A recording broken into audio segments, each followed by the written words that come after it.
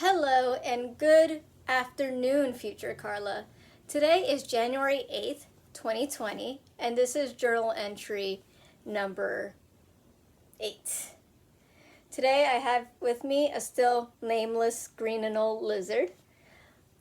If you don't know, this lizard used to be named Fiona, but then once we adopted her and tried to introduce her to a new friend, we realized due to her very aggressive reaction that Fiona was actually a boy.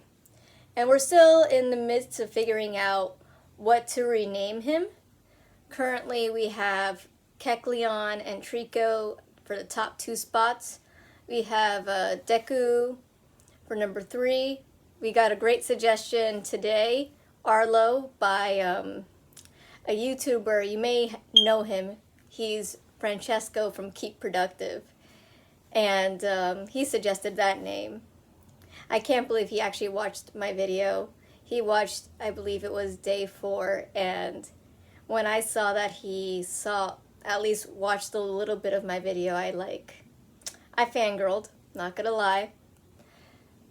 But, you know, he's always been very supportive, and if you haven't checked out his channel, his videos are so top-notch and high quality. That's like what I kind of aspire my stuff to be, except, you know, my style.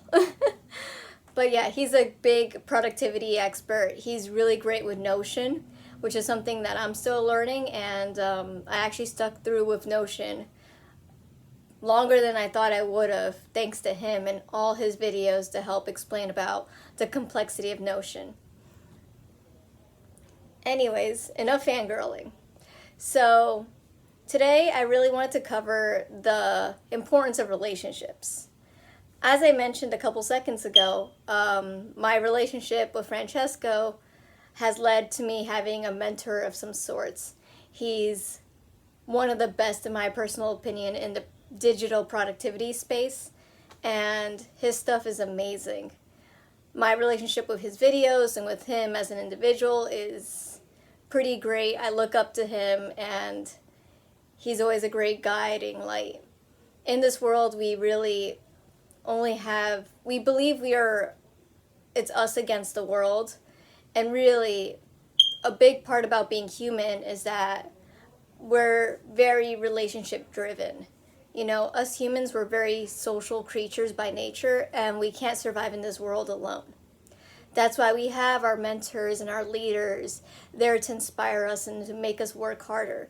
That's why we have our friends, and that's why we have our family, so that way they can nurture and help guide us.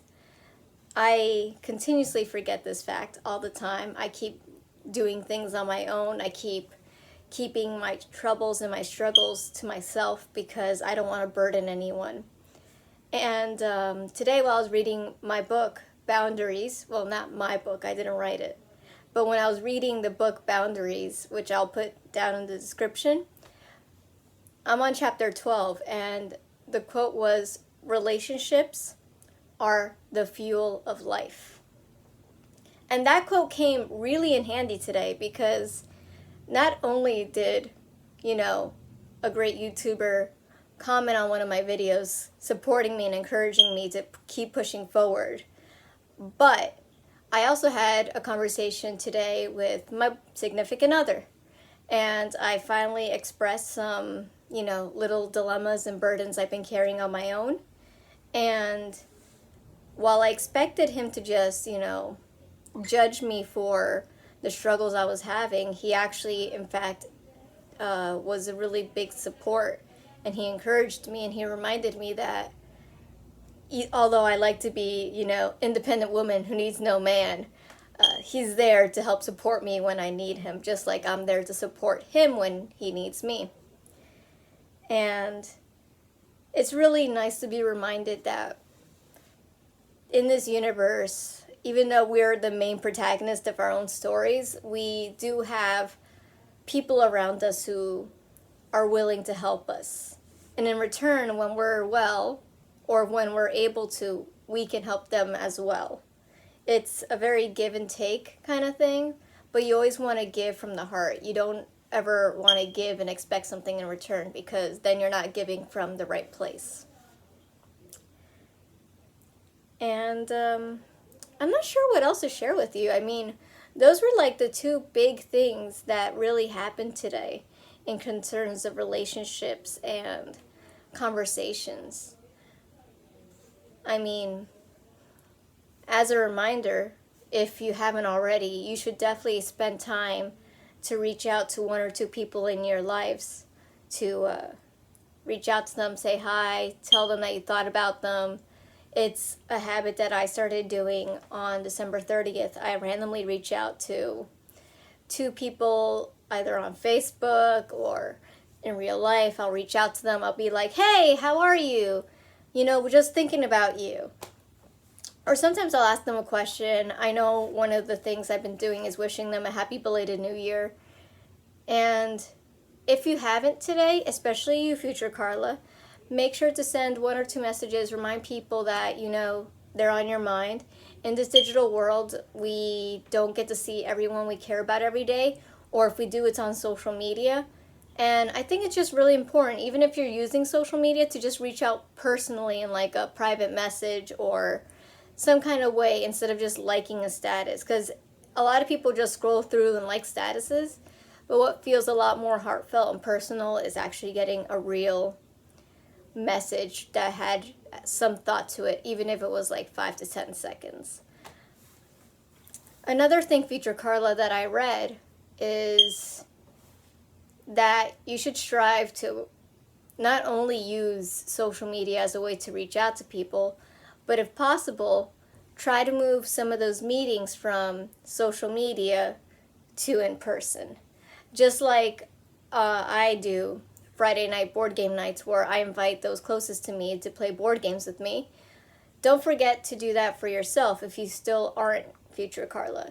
And for those who may be listening, I totally encourage you to, you know, use social media and use the digital stuff that we have to keep in touch with people, but also, whenever possible, try to move those conversations IRL, in real life. So that way you can actually build more closer relationships. There's a lot of things that don't get translated well via text, and being face-to-face with people really, I think, improves the communication. Last thoughts. For those of you who are still struggling with the idea of just randomly reaching out to people, one way that it helps me is I like to think of my life like an RPG, which is a role-playing game. Every single time I reach out to somebody, or every single time I hang out with somebody, I like to think that I'm getting experience points with that person, and our relationship is leveling up to the next level. And even if it's a simple hello, even if it's a simple how are you, or thinking of you, it's still a little bit of experience that you gain with that individual, leveling up your relationship. And if you want, you could think of those quick messages as like small gains, and then you could think of like in-person, like coffee hangouts or lunches or dinner, as bigger experiences, so that way you can level up faster. And yeah, I think today I really just wanted to give a brief touch on relationships, because a lot of times when you're doing self-development, self-improvement, and learning how to love yourself, you sometimes do forget to bring those that you do love into your life more. Just like I've been, loving myself, improving my productivity, me. That, I briefly forgot, oh yeah, there's other people out there and I'm not alone. So Future Carla, if you're stuck in the me cycle, reach out to somebody. Remember that there's other people out there that, love you, care about you, and want the best for you. And for those of you who are not Future Carla, feel free to comment in the comments below, reach out, say hi. Consider me as a part of your tribe of people now. And as usual, if you have any suggestions for this little lizard's name, feel free to mention it. He still needs a name, and I'm not rushing too much to rename him, because I want to make sure the name he gets is one that really resonates with him and resonates with me. Anyway, guys, that's all for today. Thank you so much for tuning in. Ciao.